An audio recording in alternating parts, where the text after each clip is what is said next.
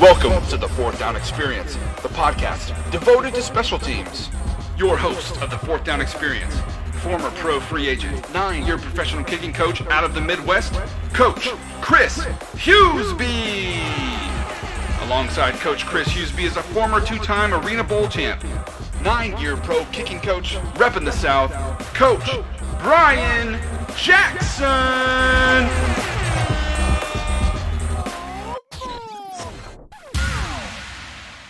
Hey, what's up, 40 Nation? Season 3, Episode 1.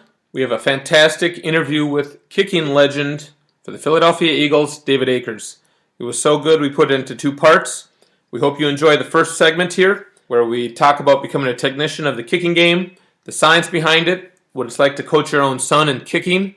When we started the interview, the conversation about kicking in the industry just started flowing naturally and quickly, so we really don't have a formal introduction to this interview, so take a listen and enjoy. So, David, I'm 03 high school and 07 Ball State. Now you're really making me feel old. Sorry. But Carol White was really the only kicking coach, in the Southeast. I know. And I went to her, too. She didn't know a thing. Right, but I didn't really. I mean, she explained to not crunch and all the and those things behind it, yeah. Yeah, but I didn't. It just didn't stick with me. We can debate this, a lot. There are a lot of people that find a way to have their body work for the benefit of their ability. Correct. To be able to have success. And Sean Landetta, when he punted, he would tell people, you don't want to watch my form.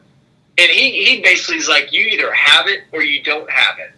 And you start getting into some of the techniques and this and that. And he said, basically, if you can go hit a ball. I didn't have anybody really teach me the fundamentals initially. I just kind of learned, and then I progressed and refined, but I basically had what I had. And it's interesting. It's very elementary, if you will, on that part. But it's kind of true. You can't find a guy that has no leg power. No, if you put a soccer ball down, can't kick it 10 feet, and say, "Oh yeah, I can teach you to kick 60-yard field goals." It's just not going to happen. It's kind of like me with a throwing a pitch, and I say this to parents. I would love to throw a 95-mile-an-hour fastball. It's never going to happen. You've got to work within the parameters you have. If I was going to teach a kid, and I feel like there's been an evolution, and we can talk about this. This is the type of stuff that people need to hear is talking about form, though. If I am starting off, and as I learned, so a little bit of my background, I went to the University of Louisville, and I wanted to go to UK, but they didn't want to offer a scholarship at the time. They had signed the guy the year before, and they said they didn't have a scholarship available. And we know within that range, even back then, in the 93 range, when Title IX really hadn't come into full effect, where they started taking some of the scholarships away from the football teams and other sports to give the female sports, which totally understand how, there needed to be some leveling out within that. That being said, UK didn't have it. Louisville had one. I went to Louisville, and obviously it worked out, but not quite the same as playing in the SEC and all that during the time. And I grew up in Lexington, so that's just where I wanted to go. But I'm extremely thankful of it because I played for Howard Schnellenberger, who, for my opinion, was one of the best coaches I've ever played for. And a lot of people regard him in the higher echelons of the collegiate coaches. During that time, you're trying to learn who you are as a kicker. And you were talking about Carol White's camp. I went to Carol White's camp back when I was in college. Again, basically the only camp around, didn't know anything really any different. Then I learned about a guy named Dick Pierce. And Dick Pierce had a guy named Eldon McVicker that worked with him. And worked with those guys. I went and did camps with those guys as a counselor with Craig Hendrich and John Bexford back in the day, and was able to kind of refine my skill. Well, if I went through college and I think about my form, I was a high arcing as a lefty, kind of left to right swing, right?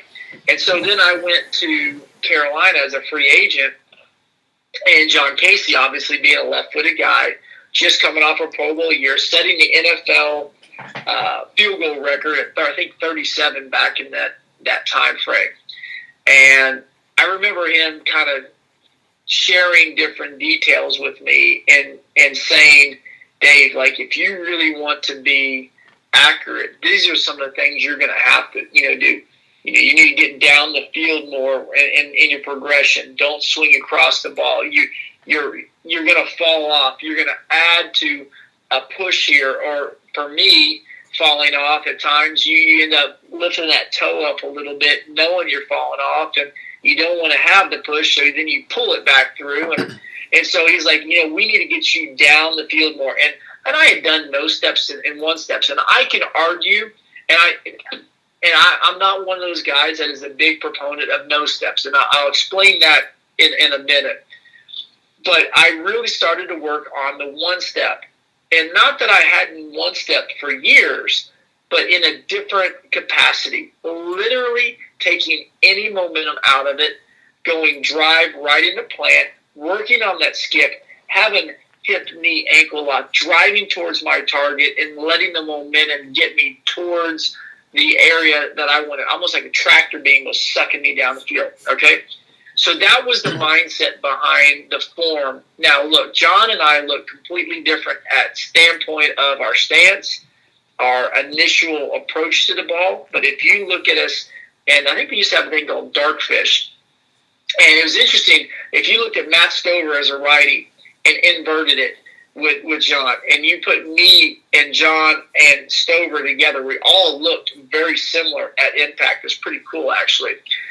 But then working on that downfield motion. So I get released from the Carolina Panthers. I learned that all from him. And then I get signed with the Atlanta Falcons. And I go through training camp there, and they had this guy at the time named Morton Anderson. Now, obviously, Morty played till he was 47 years of age, and then he's about to catch him if he plays another. I don't know if he will or not. But, if we start looking at what I learned from this guy, I learned how he dealt as a professional in the offseason. I learned how he trained as a 38-year-old to get his body in shape and continue to press forward to have a great season. They went to the Super Bowl that year. And I started asking him all these questions. And he said, Dave, I'm not calling you your name anymore. You are now going to be called Q. And I went, Q? What's that mean? He's like, for question boy. I was like, okay.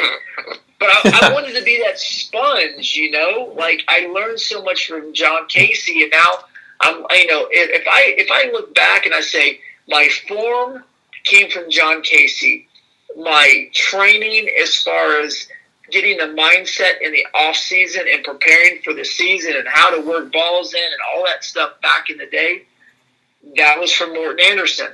And then when I got released from there, I was going to most likely be back on that practice squad. But in the interim, I went and worked out for the Redskins, got put on their practice squad, and chose that over because, hey, the Redskins didn't have Morton Anderson at the time. So, great. So my first game, is out in Seattle in the old Kingdom. I'm like, oh, this is going to be awesome. Todd Peterson was kicking for him at the time. Great dude. First time I got to meet him.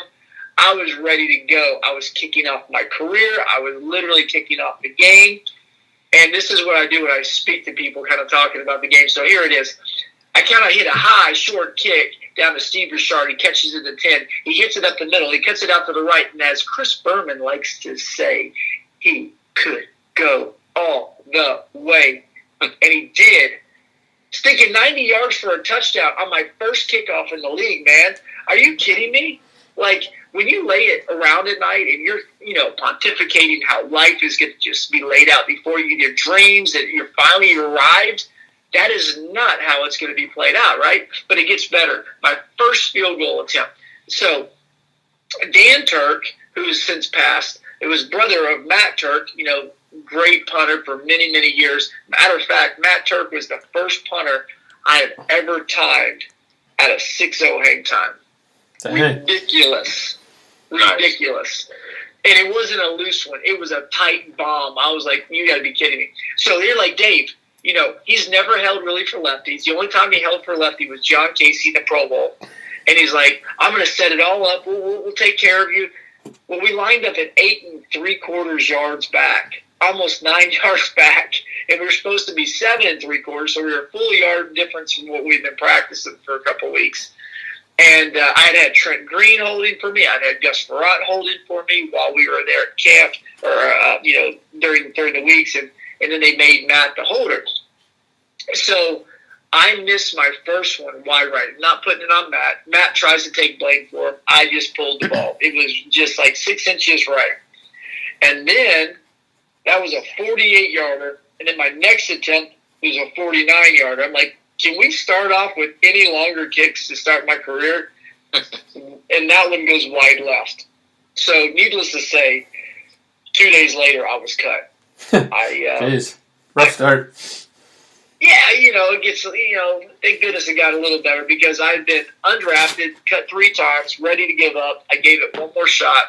I went out for a surprise workout. Wasn't expecting it. It was right before Christmas. Hadn't been kicking.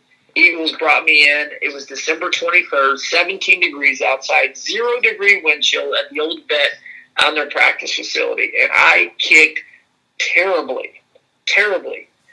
I land back in Atlanta where we were living. My wife picks me up, and she's like, how did it go? And I was like, man, I kicked terrible. It was awful. It literally was the worst workout I ever had. She goes, that's funny. The Eagles want to sign you. I went, you got to be kidding me.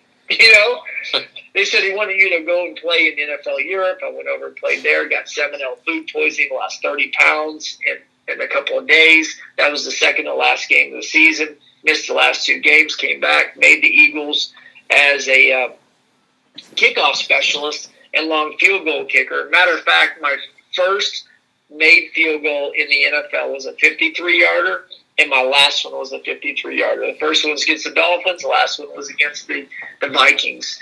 And that basically, led me to 12 years with the Eagles, 2 years with the Niners after that, and then finished up in Detroit. That's kind of the story of, like, the different, cuts and makes and all that along the way. And my first year with the Eagles, they had Norm Johnson still. I worked with Chris Bonio trying to compete against him. He got released. He ended up signing with the Bears.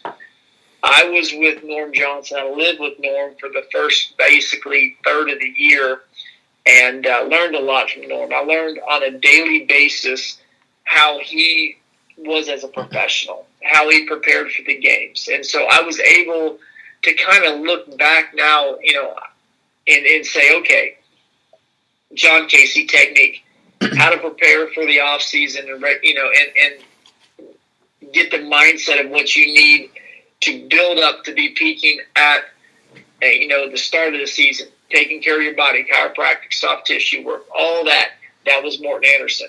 Norm Johnson, the day-to-day in and out, being a professional. That's a culmination of Norm.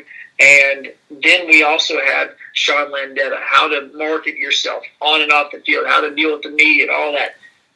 So again, if these guys weren't so willing and able to kind of teach me and give me opportunity to learn from them and be that question boy, if it were, like Morty said, I wouldn't be here, talking about a career, that's for sure. Because I'm a product of all those guys, and I'm very, very appreciative. So that leads me into this. I knew that when I had the opportunity that I needed to be able to kind of repay that in the same way and talk about it and try to help guys. I tell a lot of guys, like, hey, just send me videos. I'll do my best to kind of watch and give you, ideas, tips, whatever. I work with a lot of guys. And so in that regard, when I was a player as well, I would try to spend that time like John and Morty and Norm did for me, So, and I think that's important to help the next generation. So as we're talking about form, going to what John Casey talked about, the next generation is bigger, better, faster, stronger. They have taken that down the field vertical swing plane and made it into something better. Gostkowski, Prater, Bucker, obviously Jay Tuck, and those guys are able to work on that downfield motion that really allows the ball you don't have to swing really harder. It's just the timing of getting vertical, swing plane, and also getting your body momentum going towards target, which I absolutely love. And it's interesting. John Harbaugh told me with Randy Brown, and we were sitting around a table one night when they were with the Ravens, and he said, "Look," John goes, "I will never have a kicker again that doesn't have a vertical swing plane." And it started with the fact that John really didn't know kicking. And not that I had a perfect form by any stretch, but we kind of learned together on things. He said, "Dave, when I see you do this, this is what happens. And when I see you do this is what happens in a negative way. Let's not do those negative ways. Let's go back." And so he was really good at watching film and seeing differences. He was really good at watching in person on that. And all the while admitting that he really doesn't know kicking. He does now. And what I thought was very smart of him is when he signed with, the Ravens, he brought Randy down as a part-time coach to work with his guys where no other team was really doing that at the time. Randy had done that a little bit with the Bears in 98, 99, maybe 2000, something in that range. Worked with us a little bit in 04 and 05. But those are things that, you look at teams and you see the teams that put that extra emphasis in there instead of just having a special teams guy that knows X's and O's and knows scheme, but really doesn't know the kickers or specialist technique that needs to be worked with, or in a situation on how to recognize what is a good strength and versus the ball goes in, the ball doesn't go in. And so I think that's kind of an important thing. So I go back to, I love the vertical swing plane. I think that is a transition that is made, and those guys that are doing that are taking it to another level of just ridiculousness. I mean, when I was at one time second or so in history as far as percentage goes, and now that would probably be the bottom third, of the league. It's just that's how much better everybody's got.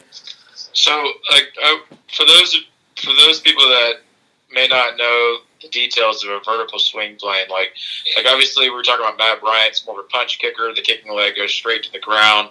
All right, when I watch Justin Tucker kick, his kicking leg hits the ground first. There's no skip through as far as the plant hitting the ground first and then the kicking leg. Can you go in further more detail on the vertical swing plane, like maybe from a layman's terms? Well, I like the leg going towards our target instead of. So when we start thinking about soccer style kicking, which is a farce in itself, because you try to kick a soccer ball properly for the majority of the time, you're not really trying to elevate it unless you're hitting one from the 6 or goal kick, basically, right? Mm-hmm. So to get elevation, your knee has to be inside the ball. That's where you see that hip shoot out to the. For me as a lefty, shoot out to the right. As a right-footed guy, the hip shoots out to the left, right? Mm-hmm. But you keep your upper body squared up over top, and then obviously your arm comes across, and in Newton's law, for every action, there's an equal and opposite reaction. So as the leg comes through, right, you want that shoulder to kind of square everything so your hips don't fall around and you spin out and fall off the ball. So in theory, a vertical swing plane is getting momentum towards your target, not kind of, if we're thinking about hitting a soccer ball and kind of swinging and then that leg just kind of falling over real quick and we fall off to the side, right? That's more of a horizontal swing around. Or you have some of the guys that punch the ball. But if you think about, John Casey back in the day, a very vertical swing plane. But the next generation took it and said, I am doing that, plus I'm adding extra momentum through the ball. And so when we saw Goss come in and go up to New England, he took that. I mean, and I even left out names like Jake Elliott. Like, Jake's a very good vertical swing playing guy.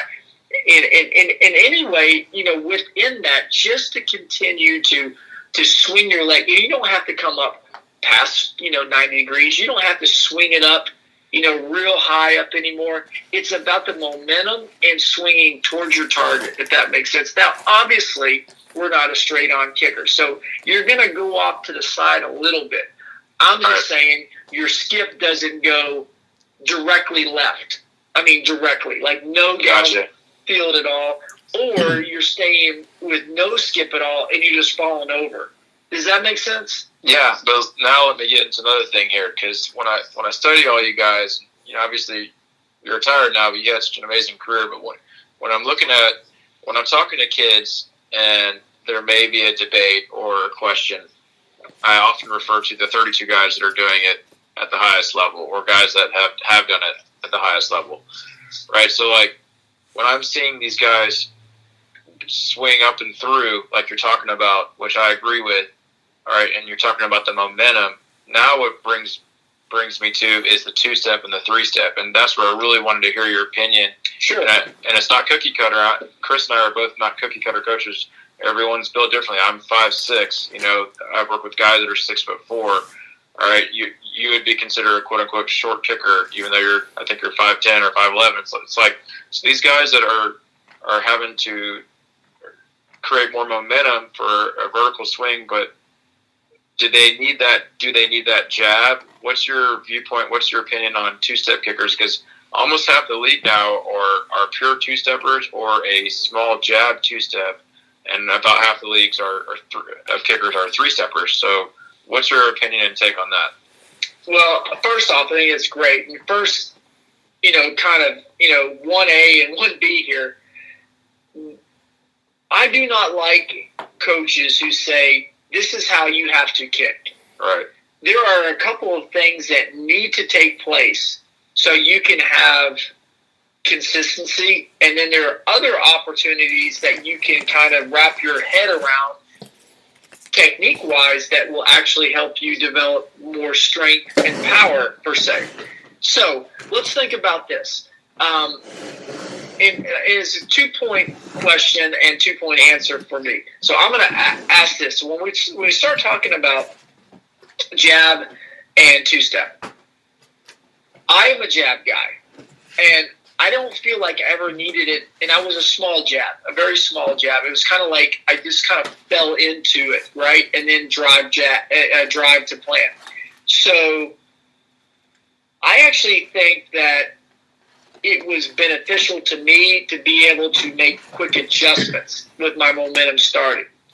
So the idea for me, as far as time frame, back when we had a snapper who was a third-string tight end, before I had Mike Bartram, who was a fantastic snapper, and then we had John Dornbos everybody knows him from AGT, and great guy and magician and all that. And so when we start looking at the jab and you are going into your drive step, the drive step generally in the ball would come down at the same time for us to be a 1-2-8 get-off time, okay? So if I start to beat that down and I'm a little faster, just straight up a drive step, then if that ball is any different, if it's a little straighter, and I know I will pull that ball a little bit more because it's straighter, and I need to fall off at the last second, I feel like I have a little bit more momentum and time to do that. If the ball's leaning a little bit more, or it's, off its spot a little bit more, I feel like there's a little bit more time of adjustment, but I already have momentum, if that makes sense. So back in the day, most people were jab and then going right into their steps. I have no problem, and I work with kids that are straight 2-step kickers. I have no problem with that. AB has been a two-step guy, 2 huge steps. That was his kind of thing initially, right? But now, like Giorgio Tavecchio, when Giorgio and I were out in San Francisco together, he looked like me. He was like a mini me of me. It was crazy, and I would watch his, and then he transitioned out of that. Why? Because he felt like he was sending his drive step. His knee was going too much sideline, and when he would start in a normal just 2-step, he felt like he could drive that knee straight to the ball, and it wouldn't be opening his hips up as much, and then he would make him fall off. So again, to kind of, this is for answer A1 or 1A here. I would say that whatever is beneficial to the player, that they can feel that they can repeat on a constant basis and be consistent with it.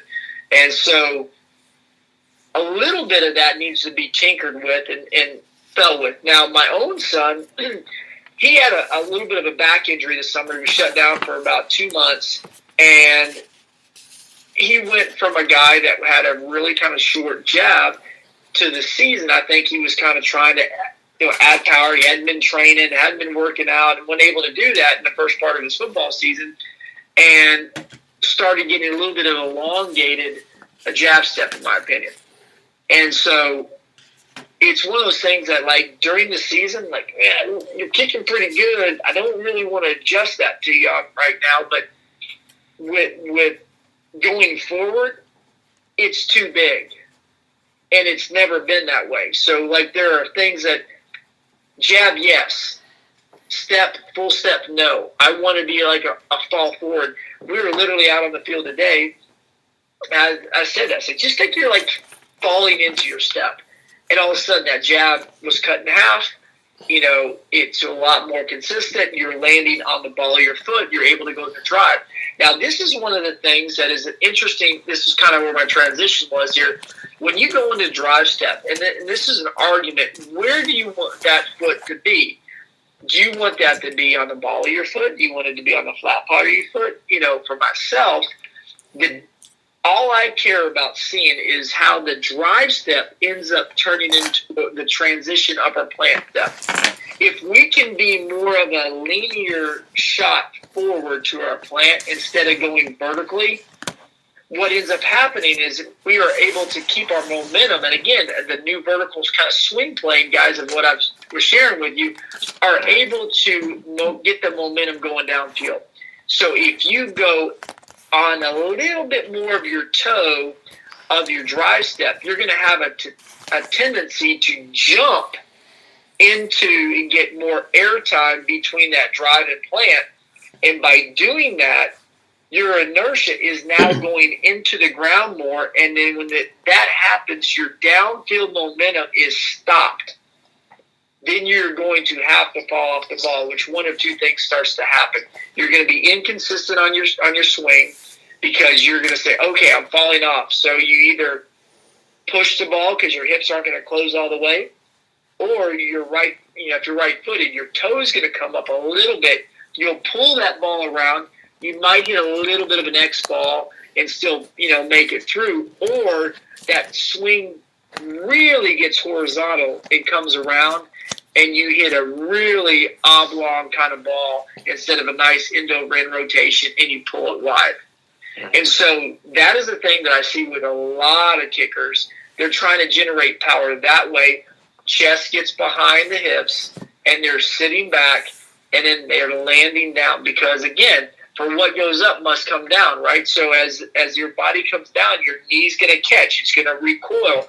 And then when that coil happens, you're sitting down. And when you sit down, you're going to kick in the ground, and you're going to hit your foot into the ground more. Then you have other issues that happen as well, bouncing it off the turf, if you're on AstroTurf or field turf, or you're going to have situations in the game where you're going to chunk it if the grass is if it's natural surface. So those are the things where I really try to tell guys, stay up tall, like you were saying, don't crunch, right? Stay up tall, let that arm come across, let that leg drive towards your target, and try to release that plant foot down towards where your target. Obviously, it's not going to be linear straight. It's going to be off, if you're righty, off to the left a little bit, and as a lefty, off to the right a little bit.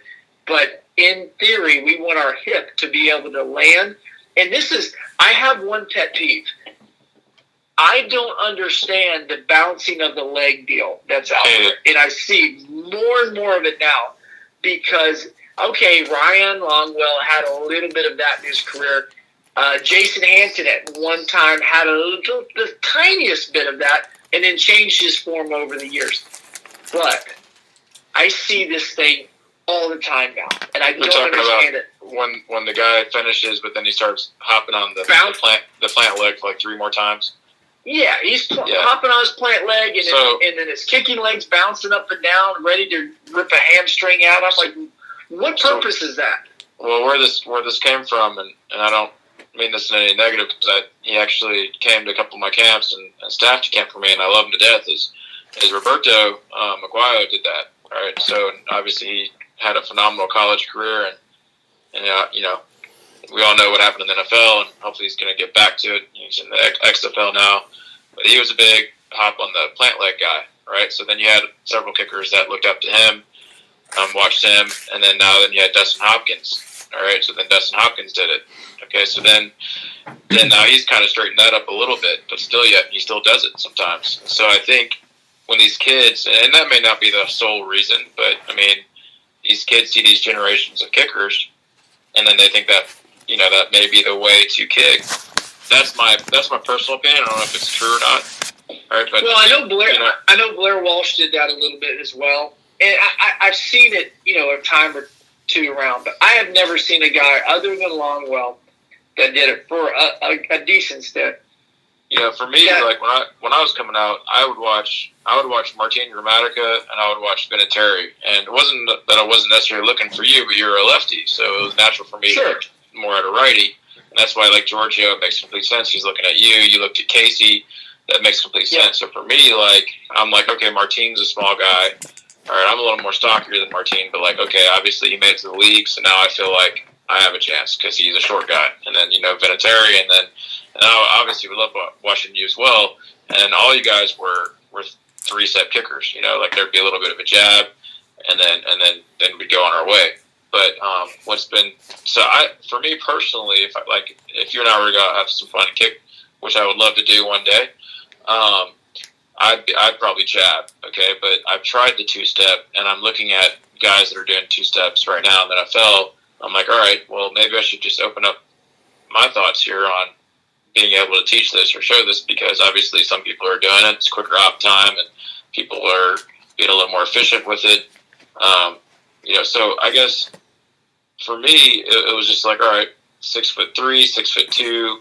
It seems like there's more guys that are over 6 foot that are leaning more towards the 2-step, and it seems like guys that are under 6 foot have a little bit of a jab or a 3-step. When you look at Will Lutz, who's a guy that I've worked with, he's a jab. He has a jab in him. But you look at like Stuck Up and Hauska, they're pure 2-steps, right? So do you think size is also a factor? Or size might be, but you also look at those guys. That's a fast switch guy versus a lever guy. Stuck Up is a very high sweeping swing. Will is like a mini me of Tucker. I mean, and it's funny if you look at my son kick, and it's funny he does kick, he punts, but he doesn't look like me kicking at all. He tries to emulate Tucker. He taps his foot in the ground. He does his stuff. I mean, he looks like Tucker, and it's funny. It's like people are like, wow, he doesn't look anything like you. I was like, I know. He's 6'2". I'm 5'9". He's built literally like JT. I mean, it's just interesting that that he's that way. So when you're saying that, I again go back to the guys and say, what do you feel comfortable with? If you can have a good op time and you're consistent with it and you're doing a jab and you feel comfortable, keep it. If you don't, I mean, it worked for me. I went to 6 Pro Bowls. But on the other hand, would it have been better? Would I have gone to 9 if I had done 2-step? I don't know. it just felt good, and I was consistent for the era that I played in. These new guys that come in, they are stronger than we were. They've been doing it way longer. There's way more resources. There was no podcast out there when we were, kicking. You know how much of an idiot I was the first time I kicked? I mean, I had no idea. So this is what I would do. I see guys on TV take 3 steps back and 2 step over. I do that, right? On the right hash as a left-footed guy, this is the idiot that I was. I took 1 step back and 3 steps over. Why? Because I needed a bigger angle. But I didn't realize it was still a straight kick no matter where you were on the field. Yep. I am from Kentucky. That's where my education comes from. But, when you start to figure out some of those things, it's really kind of a really unique – people talking – I did a podcast this morning. A guy comes up to me afterwards, I got to ask you this question. I was like, here it comes. It's going to be some idiot question, right? And it was. He's like, you kickers. I'm like, okay. This is a guy running a podcast place, right? And he's like, man, y'all go kick all the time. All day long you go kick. And then you get in the game, and then they miss a kick. How do you miss a kick? I said, man, wow, it must be great to be perfect in everything you do. And so you understand, you're talking about a pro kicker. These are the 32 best guys in the world. This is who the teams that, they believe that these are the 32 best guys in the world. And you're telling me that you have to rely on 10 people, 20 feet, working in unison before you can even attempt your job. You have to rely on all those guys to be doing their job perfectly. And then, yes, you have to do your job. And you have elements, you have different swing planes, you have different things that can happen because of what is taking place in front of you. And so you're telling me that a golfer can go out and hit, -6, and then the next day be +2, and you're like, why in the world is this guy not, birdieing every hole? Because we're not robots. Like, I was so taken back by the question, like, and I go to this kind of answer as well. And I don't care what profession you are in life. If you do it well, it looks easy. It is not easy. It takes time and time. If you want to go to the Malcolm Gladwell, 10,000 hours of practice to become an expert in the field. Mm-hmm. And then you have the subcategories of that expertise. You want to talk about all the hours of practice you did to start putting different golf clubs into your kicking game. Whatever club you were using, onsides, different kickoffs, different ways of kicking off, how to perfect the kickoff, how to make slight adjustments to that. How do you change from the angle of the ball and what it's going to do to the swing when you're coming through? Okay, if the ball is straight up and down, am I going to be kind of falling off of it? If the ball's a little bit lean more, am I going to be doing? And that's without wind. Now let's add the wind to it. Now you want the ball to make different maneuvers because you're waiting for the wind to catch the ball and maneuver it back into the uprights, right? And so all that kind of goes into it. I mean, to be really good and a true professional, you have to take such a microcosm, I guess, of the sport and of what your position is and dissect it and become a technician at each and every one of those spots so that you can be able to say, I can do this in this situation. I can do that in that situation. And your coach knows what your bag of tricks or what your clubs are, and he's saying, okay, I need this for you. Very, very case in point. Brett Kern, I live here in Nashville. So I talk to Brett and I talk to Suckup pretty often. And so I know that the special teams coordinator here basically allows Brett to make the decision of what's happening in the game and punts what he feels best in that situation. Back in the day, that didn't happen. I want you to punt right, I want you to punt left, I want middle, whatever. Well, now there's so many different variations. Sam Cooke was kind of I believe one of the authors of that new variation of different punts that guys have. You got these pull. Now you see it everywhere. And guys are better because of it. They're learning these different clubs to have, and it is impressive when you're watching guys Aussie. I mean, I played with an Aussie. I played with Sav. I know I'm going on a tangent here, but I played with Sav Rocca. And Sav could do so much with the ball, but basically we went torpedo punt or spiral punt, which he called it torps, or we would do an Aussie for the plus 50s.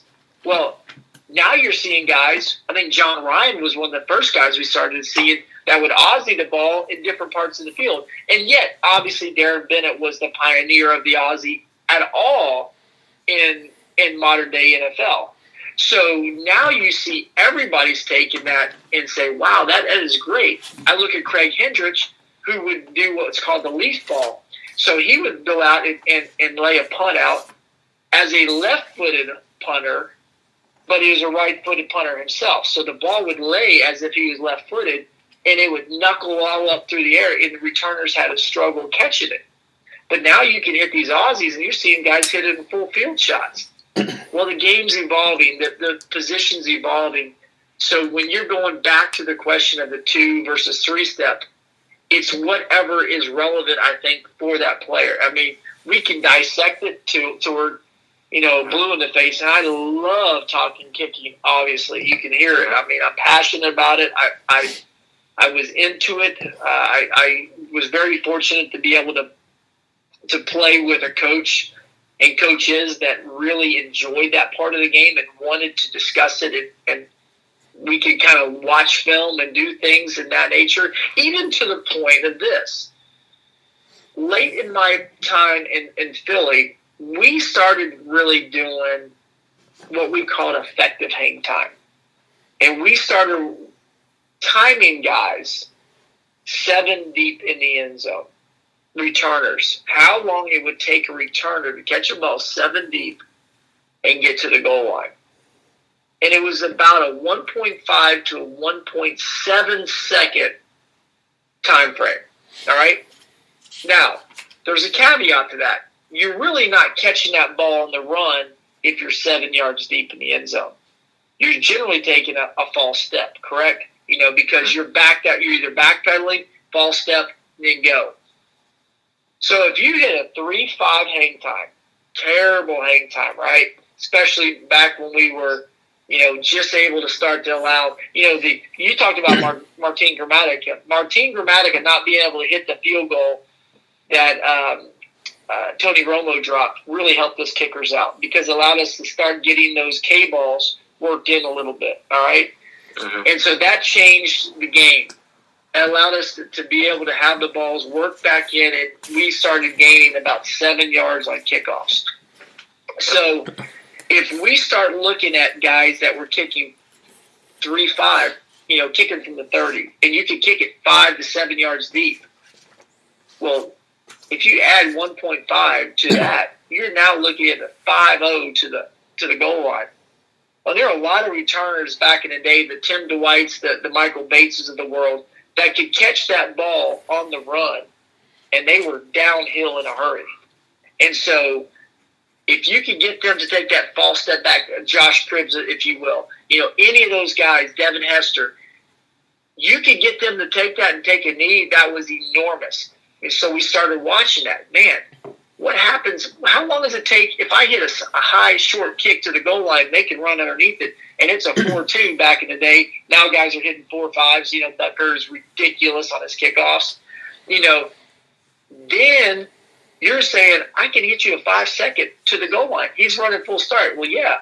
If you give me a jugs ball and hit one high, short to the goal line, and I can run under it, it's only 4-2, I'm gaining almost a second.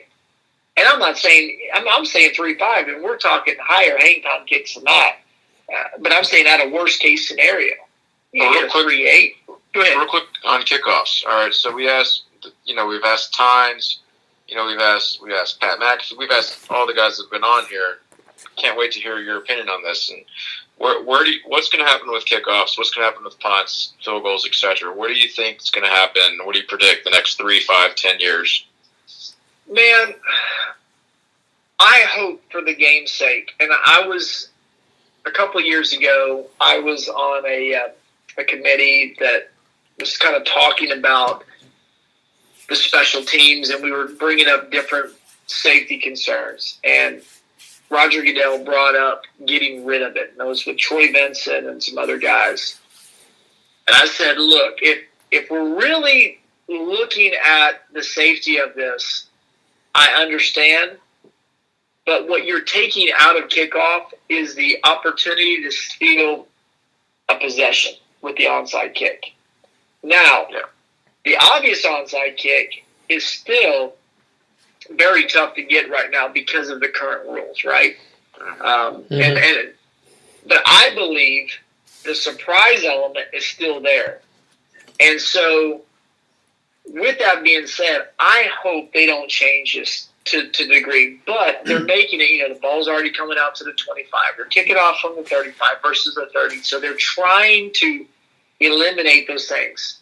To the point where, kind of back to that K-ball real quick to talk about this. This all started because Mitch Berger, the old snicker in the shoe after he kicked the touchback, and he had a balloon ball in Minnesota, and he'd kick off and hit it through the uprights from the 30, and then he would go to Baltimore or some of these other outside places back in the the late 90s, and he would kick it to the 10. Well, because he didn't have the same ball that he would have back there. And watch out for those Minnesotans, Chris. Yeah. And so, the reality is that they were like, we don't want these touchbacks like this. They wanted the returns, right?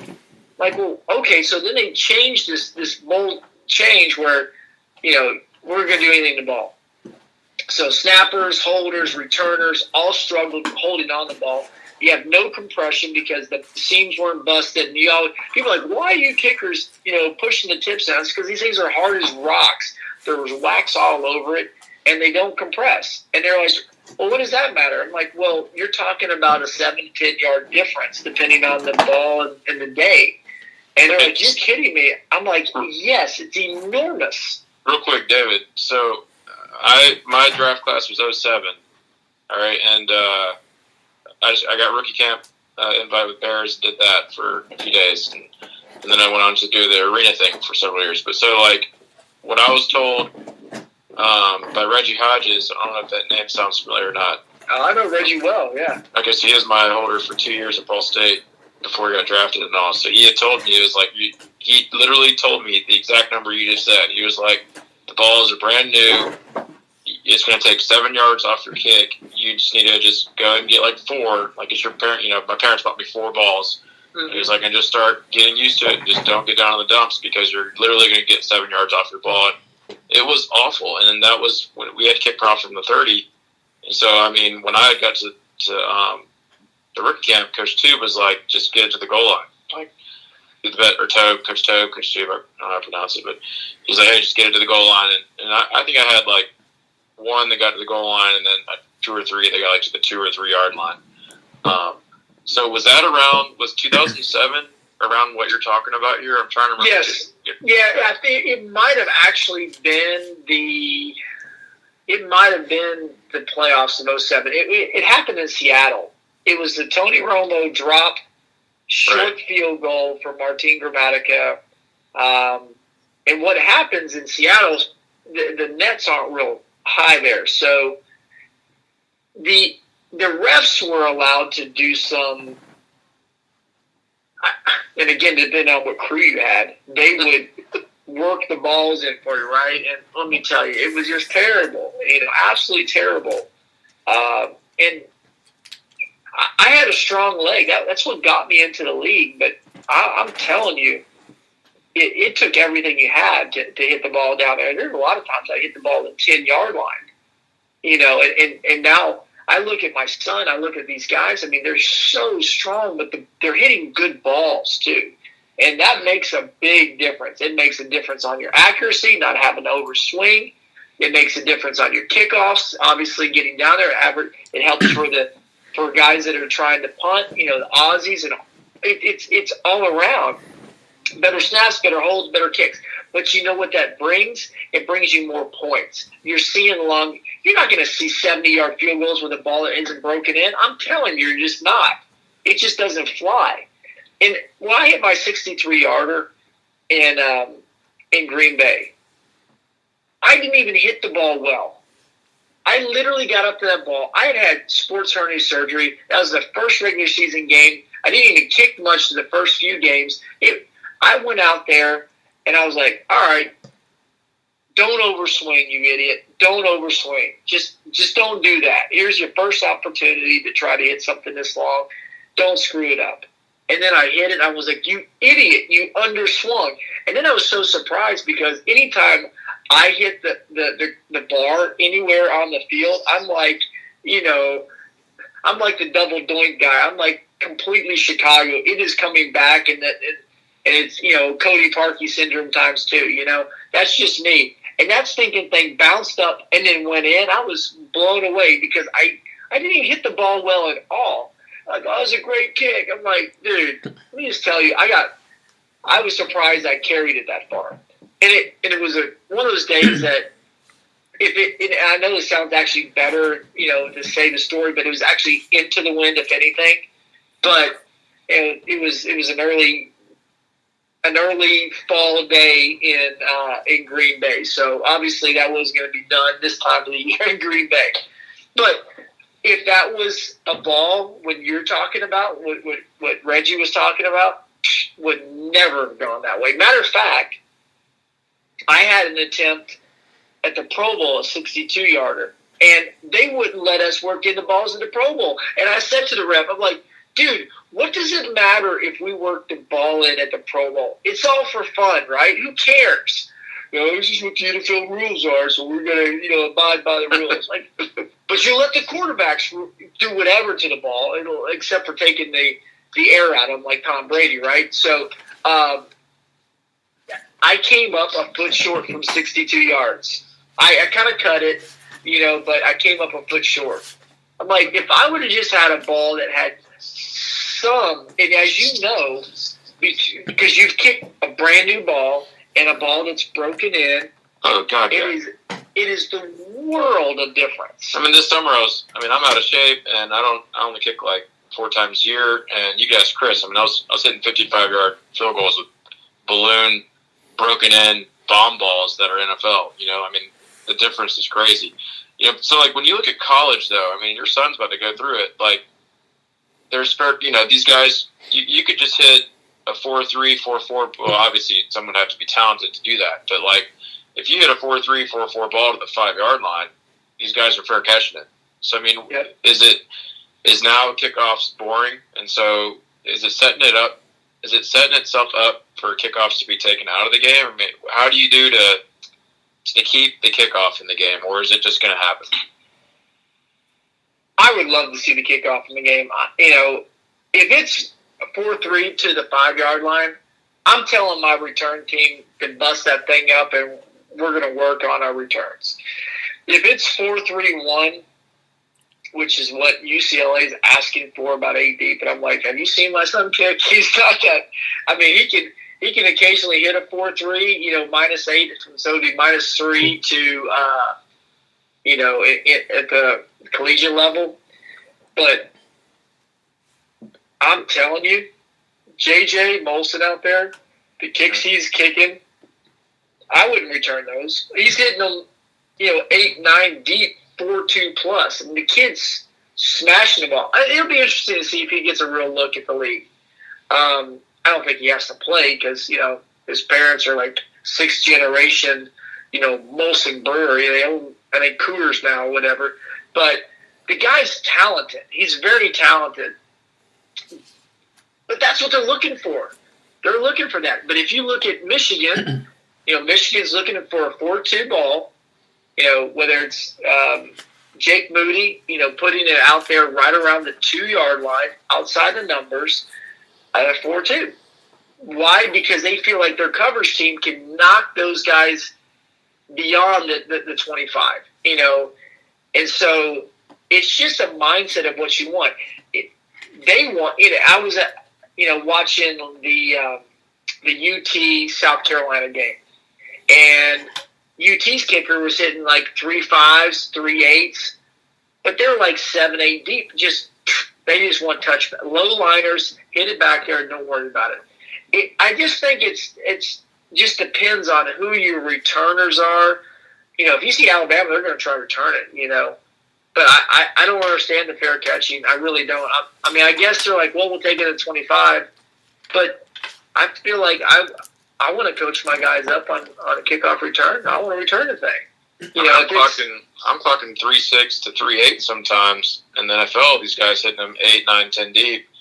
Is it getting to the point now in the NFL where it's like these returners are like, if it's 5 deep, I'm just going to cross my arms here and we're not even returning it? Well, it's funny you mentioned that because I actually thought about this the other night. So the opening kickoff in the Super Bowl, I was with the Niners. We're playing the Ravens. We've had this huge comeback after the lights went out and all that stuff. Opening kickoff. I kick one almost out the back of the end zone. It's like 9 deep. Joe Jacoby takes that thing and gashes us for a TD. Probably a 3.8, 3.9 hang time. Same thing, because I was trying to hit that effective hang time and hit it out the back.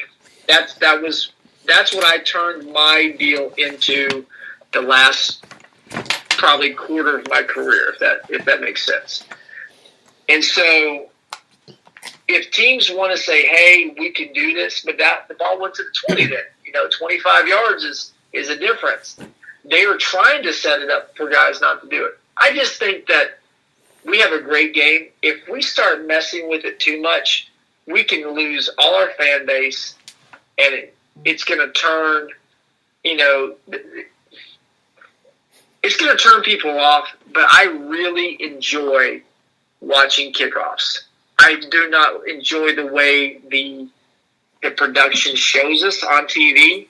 I want to see that thing from an end zone perspective. I want to see everything open up. I want to see who's getting doubled. I want to see what's happened special teams wise. I want to see if they're running a counter. Does a kicker figure it out and go be in the right position to hit that returner? That's the type of stuff I like to watch, and I just feel that the NFL is making drastic changes at times, and I hope they don't take that part out of the game. I hope they don't. But they're definitely, as you're saying, they are leaning towards that, and they're like, we'll just take it at 25. And I'm like, dude, if I'm the special teams coach, let's house this thing. Let's block them, Mm-hmm. There's a difference in playing smart and also playing scared, if that makes sense. I know they have professionals on that side. We have professionals on our side. Let's do what we can to beat these guys at their own game. That's one of the things I loved about John Harbaugh. I didn't feel like he ever played scared, and I would call him out at times if he did. And I feel like that's why we have such a great relationship now. And obviously, we kind of came up through the ranks together, and we played against each other in the Super Bowl, and we tried to win a Super Bowl together.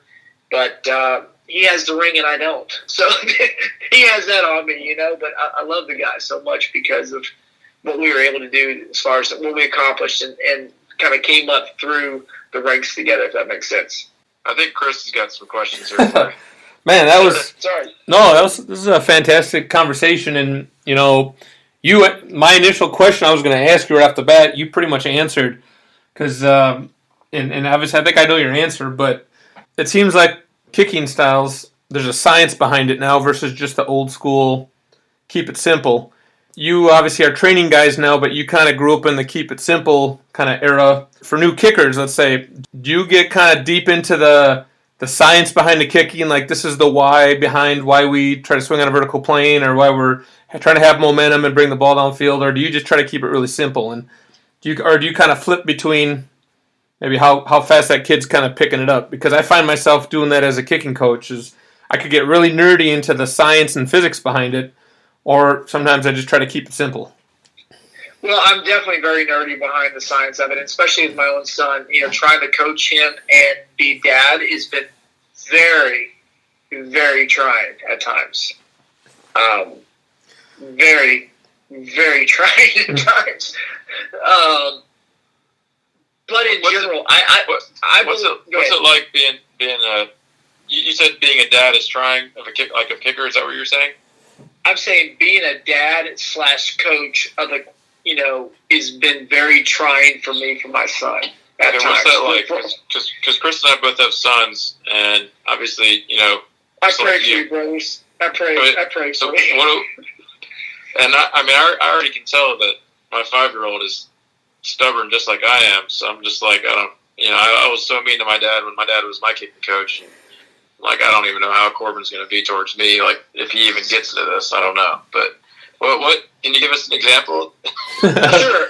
Well, so first off, I'm very fortunate that the high school team that my son plays for has Alan Lowry as a special teams coordinator. Okay, Alan coached in the NFL for 30 years. He was an all-conference player as a quarterback and a cornerback and punted. He coached Joe Nettie, Craig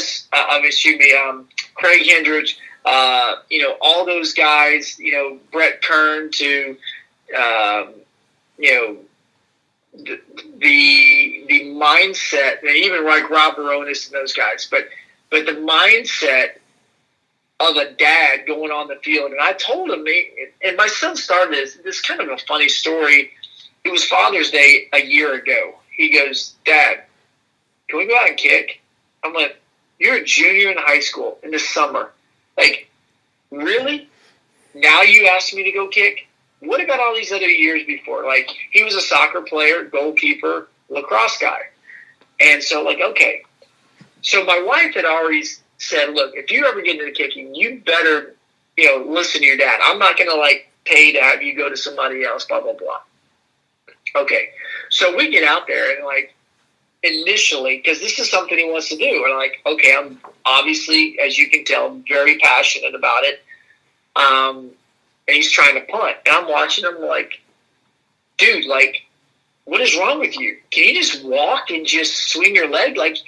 Why can't you swing around? You're swinging around like you're hitting a goal kick, or you're trying, because the way he would punt as a keeper, he would hold opposite hand and kind of half volley it. So I'm like, no, that's not what you do. That's not what you do. And we started into different things, and it was like, oh my goodness. And I could see myself getting upset about things because he wasn't listening, I didn't think. And I was trying to say, okay, now when I'm on the field, I'm your coach. Now when we get home, I'm your dad. Now understand, right? On the field, I'm your coach. And I'd say stuff to him, and he would get in the house, and we weren't talking to each other. And my wife's like, "What's going on around here? What is you all doing?" And I'm like, he's all pissed off because I said this to him. He's not doing this. And I'm trying. His first game, he transferred schools because we got redistricted. And the school they ended up going to, after we got redistricted, it was more of where the middle school kids went to that he grew up with. So he went 2 years to this one high school, and now he's getting 2 years at this other high school. And so I kept telling him, because the first game was going to be against his old school. I'm like, dude, you're going to be backed up in the end zone, and you're not going to be able to get this ball. Have you been practicing your drops though? And and he's like, what? No, he wasn't taking it to the point of what I was trying to get him to understand. If you want to be good at this, these are the things you're going to have to do. You got to do X, Y, and Z. And if you don't do that, it just ain't going to happen because you want it to. You can't will it to happen. You got to work it to happen. And he just wasn't grasping it. And then he actually went out and did really well that game. And it just started kind of building, from that. And we've had issues this summer, where I say things and to the point of, look, if I say, and I actually literally tonight, I was watching some film on him, and I shared some with him. And depending on how your kid is, you'll be able to figure out these things. And I'm not the smartest guy in the world, so sometimes you got to hit me over the head with a sledgehammer for me to understand. But with him, I can say, man, what are you taking that big of a jab for? I watched you after your back injury, and you took half that step, and your momentum was going forward, and you were further down on your drive step than on your toe. And daggone it, so it was today, he was like, I was like, no, yes. But on film, there was a lot of videos I was showing him last night was like a great ball, good kid. But a lot of times, again, he hears that wasn't good. Why did you do that? And I'm asking him the why, because he needs to understand that this goes back to your nerd question and kind of answering this kind of full circle. If you don't understand the gist of the technique of what you're doing and how the foundation is built, then you're never going to be able to answer the questions when the crap hits the fan. I heard a professional kicker get released in recent days, and he missed some kicks, and he said his ball was hooking more than he thought it was going to hook. And so he started trying to push the ball. And I said to my wife, I would have cut that kicker. They cut him the next day. And she goes, why would you say that? I said, because he doesn't know what he's doing. He's a field guy. He's not a technician. He doesn't know how to fix it. It's all feel.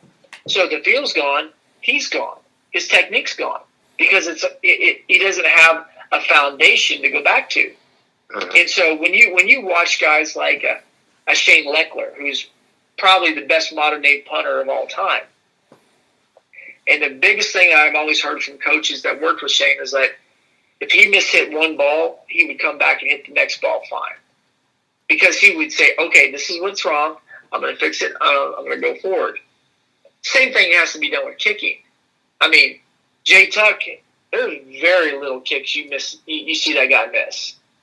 Because when he mishits one, he fixes it, and he kind of makes that adjustment. Young kickers have to know the foundation of what they have. They have to be able to fix it themselves. They can't be relying on people because, let's just be honest, majority of people have no real idea about what kicking is. Keep your head down, follow through. That has no. Hear that all the time. I have no idea, right?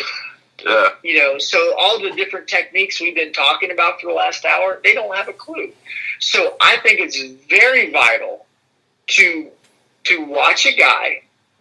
Let them know what you're seeing. Let them know some of the things that they need to be able to have or possess in their regimen or in their technique to be successful, and then hone that skill and own that skill. So when everything goes to hell in a handbasket in a game, that you're able to say, okay, this is what I'm going to do, and I'm going to be able to respond accordingly. And so that's what I'm trying to teach my son. Okay, why did that happen? No, it's because X, Y, and Z. And he's like, okay, Dad, I understand. And so that's what when you're talking about yourself, absolutely. No, I'm not keeping it simple. I start simple, and then I go and make them understand the foundation that they're dealing with going forward, if that makes sense. Oh, yeah. I love it. I love it. I was watching some videos of Luke punting on his Twitter feed here as we're talking, and just really impressed with watching him. And obviously, I don't know where he got his height from, David. I don't know. If it wasn't for his curly hair, I would ask my wife for a DNA test. Oh man, that would be awesome if Corbin got to be 5'7", but for me. But so watching him, I really like how he puts his drop a little outside of his quad. It almost seems like. So I was curious. You've been around a bunch of amazing punters. You mentioned Sav. Like, you've been around punters at the highest level. You know so many people. Did you, and obviously you know how to teach kicking and punting too. What did you do with Luke as far as talking to him? Did you model after certain punters, or did you work with Luke? Like, I'm curious how that worked too, is teaching him how to punt. No.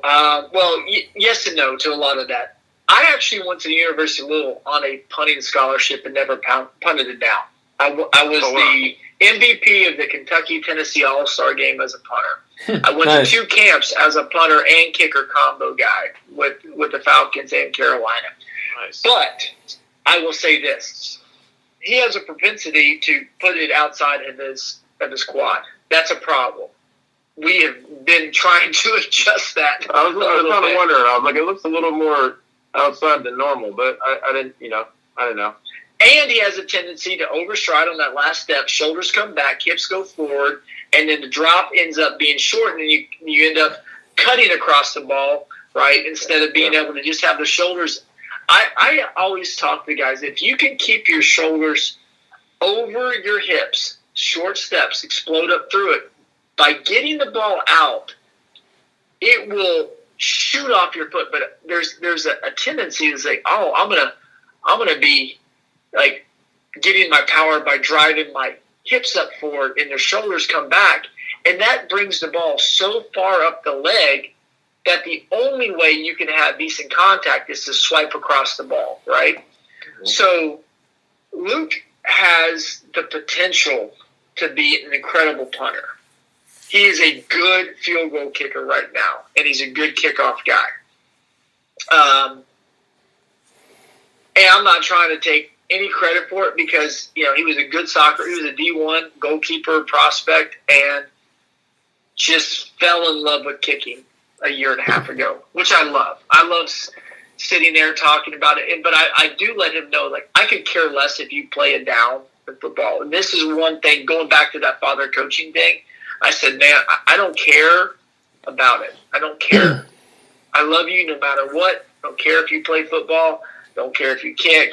I don't want you to have that pressure on you as if, like, you have to be, like you're letting down. He told me one time, I'm letting down I said, dude, you're not letting down our name at all. You're a high character kid. I love everything about you, man. So relax on that part. So that's one thing that I do try to, instill in him. But I do have him, it's funny that there are things I work with Alan Lowry and with Craig Hendricks with, working with Luke, and Brett Kern has been very helpful on some things with Luke. And I'm fortunate enough, Sam Morton is another guy that has been very helpful, being kind of a kickoff and punter guy and kind of working through some of those things. So, again, I try to utilize people that can kind of pour in and build that foundation, because there's going to be a day when I'm not going to be there. And I can see things, but he's got to make those fixes. And that's one thing that I try to tell guys I work with. It's like, look, I can come out and work with you. I can take your money, right? But the reality is you want to be able to make those changes yourself when they're happening. So I am trying to teach you that part so that when you go out and you push a ball, I say, what happened? You're like, I fell off the ball. Okay, I jumped in, I fell off. Okay. So what do you need to do this next time? I need to transition more downfield. Perfect. Let's see how that works. And so, send me film on your iPhone or whatever, and I'd love to watch it for you. And I encourage those guys to do that, and I want to see them have success that way. But I try to put the foundation so that they can go off and teach themselves. Because again, most of these guys, especially at the high school level, they have no clue. If the ball goes through, you did a good job, no matter what it was. If it went sideways, they don't care. But they don't really know the game, unfortunately, and that part of the game. Wow. Hey, okay, so David, I'm curious, obviously your son ended up at UCLA, and Brian and I have been around the game for a long time, obviously like you, and for Brian and I think this is around our 9th or 10th year training specialist. How did you go about marketing your son to these colleges, and did you go through ranking platforms, or how did you do it? Because obviously you know people, and so we were just kind of curious how that all kind of worked out. Well, that's a great question. First off, the guys I reached out to, I found out that there's no rhyme or reason to why things happened. I was told, I took kind of a thing with the school that you talked about the Twitter setup and all that. So, got him on Twitter.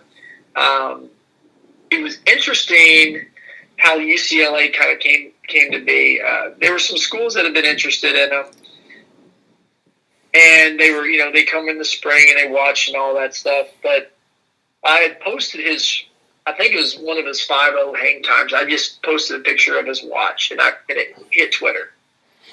I put him on there, and one school saw it, and I believe it actually went back to Shane Graham. Shane Graham retweeted it. Shane's a friend of mine, and I mean, obviously he's up at Michigan State and doing a great job up there. But they weren't looking at Luke for any reason. But you just, so somebody posted, somebody else saw it.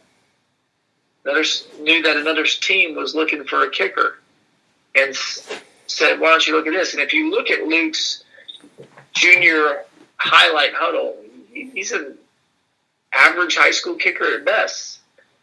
But when I say he improved dramatically, he put 30 pounds of weight on. He just kind of went through a growth spurt. Really first time ever training as far as lifting weights, really, because the soccer really wasn't doing that. He really jumped up, and he's still young. He's only 17 still right now. He didn't turn 18 till April. And so that kind of started getting some interest out. He had this injury, but he went out there with his back injury and kicked pretty well for UCLA. And that's kind of how that all kind of came to fruition, just from kind of a Twitter feed. He also, before he injured his back, he went down to Jamie Cole's camp. And we went to Cole's because obviously Randy Brown and I have a good relationship, and Randy had known Jamie for years. And small story on this, I coached Jamie Cole and his brother at a Dick Pierce camp when I was at University of Louisville out in Madison, Wisconsin. And so that was kind of a cool kind of story there. And unbeknownst to me, I guess I'd spent a lot of time with Jamie's brother and forever have been in their kind of family of some sort of an appreciation for spending that time with his brother. And then Jamie's been great, as far as Luke. I mean, he watched him. Luke went down to his camp, and he was 100% on all the field goal charting. One of two kids within the nation to do that at his camp. He was, because of his injury, he wasn't able to go out to their big camp in, I think it was in Madison or something like that, and compete for the All-Star games, the Under Armour All-Star game. He was asked to play one of those blue-gray games, and he's going to do that just for the experience of playing in an NFL stadium and all that. But the one thing I would say, and I've told people, Twitter is, you start the schools you like, you start following the coaches, post videos of what you do, do your huddle highlights. And I'm no expert at this. I just keep asking the questions, because even though I know people, I realize this: they don't care if they know you. They're going to get who they think is going to be beneficial for their team. Yeah, it makes sense. Well, everybody, that's the end of part 1 of the 2-part series with our interview with David Akers. We hope you love the interview as much as we did. Stay tuned. Part 2 is coming out soon. Thank you. Thank you for listening to the Fourth Down Experience. Be sure to subscribe on iTunes. Follow us on Facebook, Twitter, and Instagram at Fourth Down Experience.